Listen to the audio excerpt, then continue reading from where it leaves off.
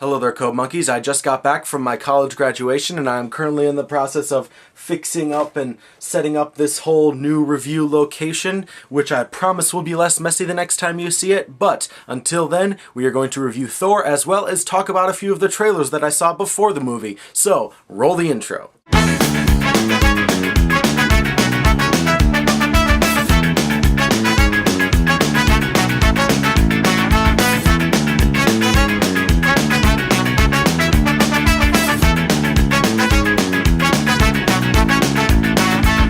First, let's talk about the movie itself, Thor.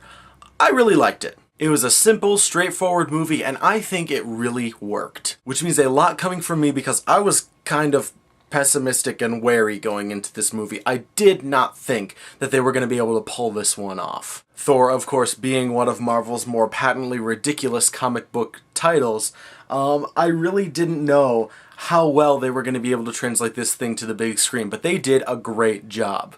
I think what makes this movie work is the sheer amount of confidence that its creators had in the material. They seem to have just said, you know what, this is kind of a silly idea, let's embrace it, let's go all out, and people will enjoy it.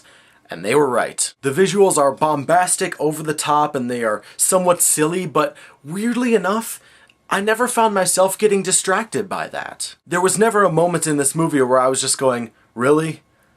Really, that's the look they went with? That's what that thing is going to look like? I never did that. I never found myself really questioning any of it. And again, it's because this movie was made with such confidence. And I especially like the characterization of the villain Loki, who is, you know, the god of tricks. I shouldn't say that, actually. I don't know if that's true or not. I'm not really very well versed on my Norse mythology at all. But in this movie, he is characterized as the god of tricks and deception. And there were definite points in this movie where he had the audience fooled. Or at least he had me fooled. I mean, I always knew that he was going to be the bad guy, but there were some moments, especially in the climax, where he actually did some really, really impressive bits of trickery. All this magical misdirection and stuff, it's a little bit hard to explain, but it was really, really cool. The CGI was very good, the costuming was very good, the story, like I said, is fairly simplistic, but it works, it really works. I've decided to abandon that little sliding scale that I was using earlier, and I'm just gonna say,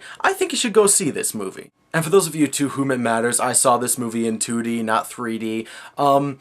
I don't really get a whole lot out of 3D. It's never really impressed me all that much. Certainly not enough to be worth paying the extra money for, and I just like the visual clarity of 2D movies better than I like the illusion of 3D that you get from 3D movies. But that's just my personal preference. I'm sure it's great in 3D too. But yeah, like I said, this movie was a lot of fun, very kid-friendly. I would suggest, you know, this is a great movie to see with the family, and it's a kind of a fun, lighthearted way to start off the summer movie season. And now it's time for Trailer Extras, where I just give very, very brief thoughts on the trailers that I saw before the movie, or at least the ones that I felt were of note. Number one was the Green Lantern trailer, and I gotta be honest, I've got some concerns about this movie. From the way it's looking right now, this movie is going to be either a work of CGI brilliance or a CGI monstrosity, and I don't really know which one it's going to be, but I have some definite concerns. I will be going to see the Green Lantern.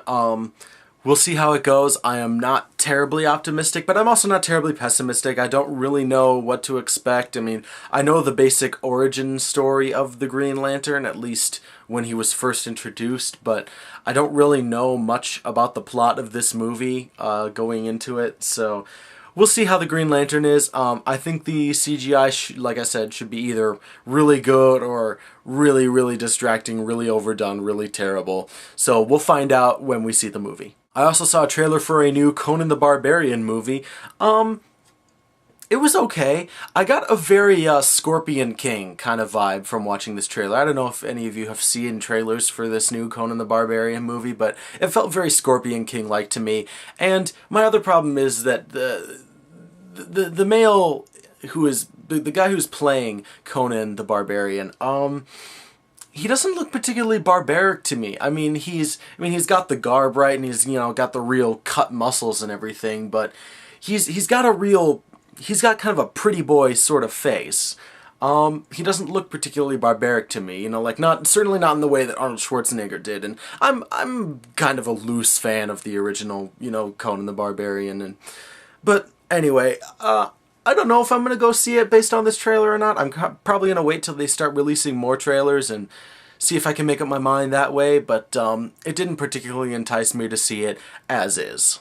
And the third trailer that I would like to talk about is the Captain America trailer. I thought this trailer was just great. It did absolutely everything right. It teased just enough of the story to get you interested, but not so much that you feel like anything was spoiled. I'm concerned that I might find it a little bit distracting that the guy who plays Captain America was also the guy who plays Johnny Storm from the Fantastic Four movies, but I'm not really sure. I'm not up to date on my Marvel Universe movie continuity as much as I would like to be, but I believe that the Fantastic Four movies are considered outside the Marvel movie universe continuity. I'm not really sure. I'll have to look that up and kind of get updated on my Marvel movie universe continuity, but I'm concerned it might be a little distracting, but we'll see how it goes. I thought the visuals looked really impressive in that trailer.